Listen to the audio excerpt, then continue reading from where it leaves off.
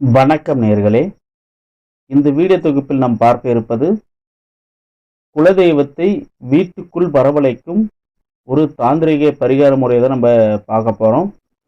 குலதெய்வத்தை வீட்டுக்குள்ளே வரவழைக்கிறது இல்லாமல் நம்ம வீட்டை விட்டு திருப்பியும் வெளியே போக விடாமல் நம்ம வீட்டிலே எப்படி நம்ம தெய்வத்தை இருக்க வைக்கலான்ற ஒரு சின்ன வழிபாடு முறையை தான் நம்ம பார்க்க போகிறோங்க.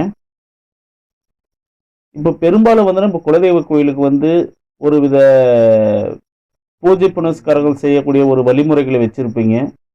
அந்த மாதிரி வச்சுட்டு இருக்கக்கூடிய டைம்ல வருஷத்துல ஒரு முறை தான் நீங்க போய் குலதெய்வத்துக்கு குடை செலுத்தக்கூடிய வகையில இருக்குங்க. அந்த மாதிரி இருக்கக்கூடிய நேரத்துல நம்ம குலதெய்வத்தை நம்ம சரியா நம்ம வணங்க மாட்டோம். வருஷத்துல ஒரு முறை மட்டும் போய் பண்ணிட்டு குலதெய்வத்தை பத்தின ஒரு யோசனையே நம்மளுக்கு இல்லாம நம்ம அங்கேயும் இங்கேயும் போயிட்டு வேற ஒரு ஆலயங்களுக்கு போயிட்டு நம்ம வழிபாடு செஞ்சுக்கிட்டு இருப்போம். அது போல இருக்கக்கூடாதுங்க. முதல் முறையாக நம்மளுக்கு குலதெய்வம் தான் ரொம்ப முக்கியமானது. எந்த தெய்வத்தை வழிபாடு செஞ்சாலும் பிடிச்சாலுமே குலதெய்வத்தோட அனுகிரகம் இருந்தால் மட்டும்தான் எந்த ஒரு தெய்வம்